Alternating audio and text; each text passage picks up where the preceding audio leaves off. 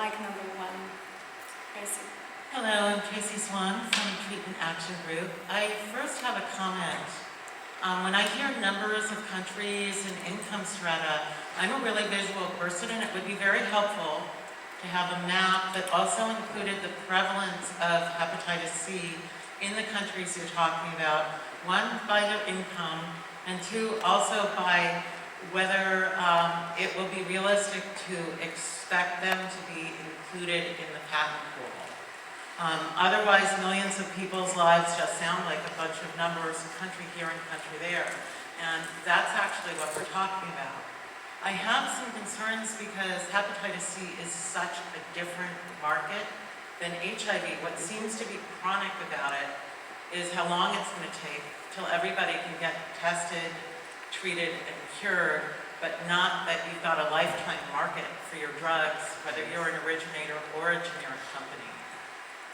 And I really want to issue a caution. I saw the pipeline chart. Part of my job is to follow that pipeline. Not everything in phase 2 is really pan-genotypic, doesn't make it to phase 3.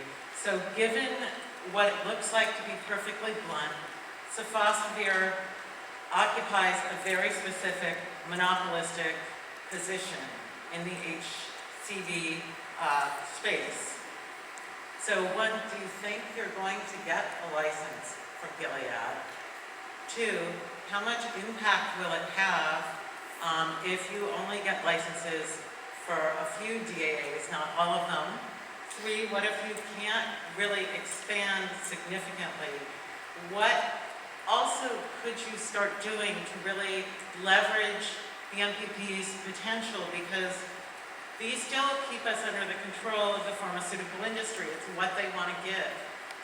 What kind of things can we do to leverage for places like Brazil? How many people can they treat if they're paying $10,000 per course of treatment?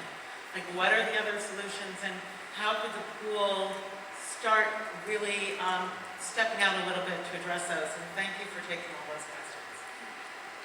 Thank you, Tracy. Mic number 1. 2, sorry. My name is Pilar Romantos. I am from Peru. Yo quiero expresar una posición. Representamos asociaciones de personas afectadas por las hepatitis virales. She wants to express the opinion from Association of Patients in Peru. Las personas afectadas por las hepatitis son, digamos, es una experiencia diferente a la del VIH. Hay lecciones aprendidas de VIH, pero, por ejemplo, las personas con hepatitis no quieren ser tratadas en los mismos servicios. Y todos estos conceptos culturales es importante respetarlos y entenderlos. She's emphasizing that it's completely different to be infected by HIV and hepatitis C, and that people that is infected by hepatitis C want to be take care in a special setting. It's completely different of the HIV scenario. La experiencia en mi país en VIH es de los infectólogos, en hepatitis de los hepatólogos. Así es.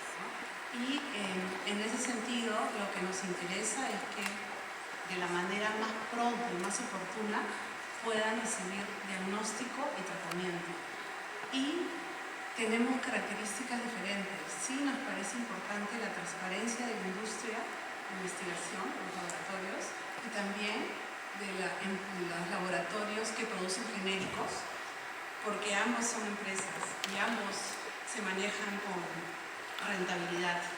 En mi país no hay estudios de biodisponibilidad y bioequivalencia, y entendemos que para las hepatitis no se trata de una sola droga. Queremos que todas las drogas posibles, dependiendo del perfil del paciente, puedan estar a disposición y que estos sean acuerdos de nuestros gobiernos.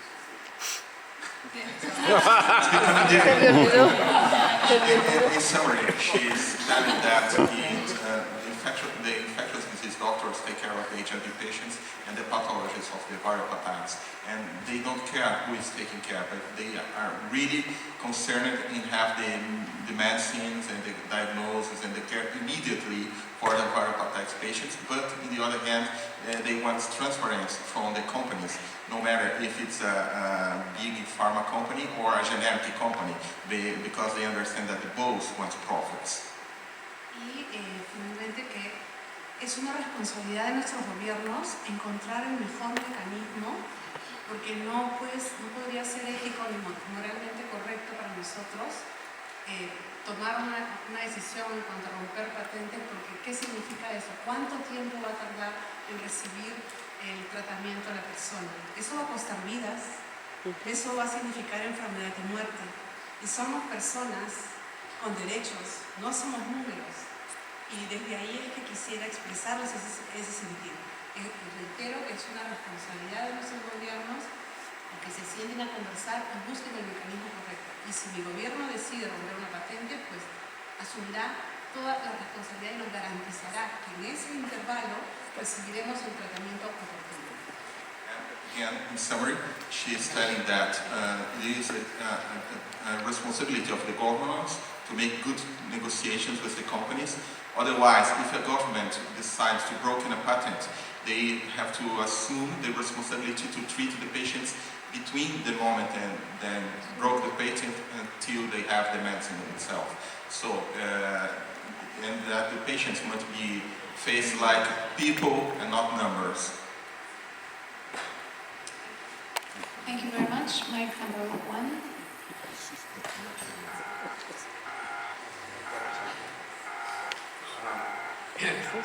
My name is Jamie Love. I'm with a group called Knowledge College International, KI. I'm here with Andrew Goldman, Patient Andrew. And Andrew is a lawyer that works with us on hepatitis C, also a licensing case. And so I guess I should mention that Alan Tahona is the president of KI Europe. Is that what I mentioned? I want to just mention a little bit, for people that don't know, a little bit about the origins of the patent. I mean, our group is one of the groups with MSF that have proposed to Unitaid. They support the patent pool. And a lot of other people, including several people in the room here, played a really important part at the beginning from the NGO. It was really an NGO-led effort. And Oxfam, Paris ACTA, GNP+, Stop AIDS Campaign. I mentioned, just some of the controversies that come up on some of these. I don't want to mention everyone. But it came out of a social movement. It came out of the people that tried to basically deal with the fact that it was very difficult to sustain access. And there's just an HIV, there's just a lot of patents, and there's a lot of products, and there's a lot of countries. I was involved in compulsory licensing efforts that succeeded and failed both in HIV world. We for example, tried to do a compulsory license in Cameroon. It was just a nightmare for us. And other ones like Zambia worked, or Mozambique. So we've seen compulsory license efforts work. We've seen them fail. I've been involved in more compulsory licensing cases than anyone, I think, in the world. And I would have to say that the best we can do is win a couple of cases once in a while on a couple of products. It's really, I wish that was not, I wish I could give a more optimistic thing on compulsory license. I wish we could just run the table. But that's not happening, that hasn't happened, and it's not going to happen in Hep C. Right now we're trying to do a compulsory license in several European countries. In one Eastern European country where things are most advanced, the existence of the voluntary licenses that have been made make it easier for us to engage the government, because we're now able, at this point, we have an agreement with a supplier who signed one of the voluntary licenses to supply things to one country within the European Union that's out of the licensed area. And it'll happen much faster because of their ability, basically, to have started up, not through the pool, but through the voluntary license. I think from our point of view, it's really a shame that this decision has been delayed so long for the patent pool. I think that the patent pool should have made this decision a year ago. I think it's unfortunate you're sitting here now, because the longer you decide what you're going to do, everything just takes time, and not everyone has all the time in the world. And the other thing that people have talked about earlier today is that what happens when companies do it on their own, they eventually get locked into a business model that you can't come back and reverse later. If you were to wait 2 years and then try and get involved in voluntary license, I think what a lot of people were talking about before was that then companies then are registering, selling, commercializing, branding the products in these countries. They don't want to give up those territories at that point. You're better off doing it as early as possible, before products have basically become a money-making machine, or you can't fight the commercial guys and the companies off of the patents at a later date. Right now, the companies are focusing on Europe and the United States. They're not into this sort of complete bean counting thing where they're looking at Guatemala as the next profit center for raising things and stuff like that. But that'll be different a couple years from now. Then everyone will be basically in place. So I think it's a mistake to wait. I think that really is a costly thing.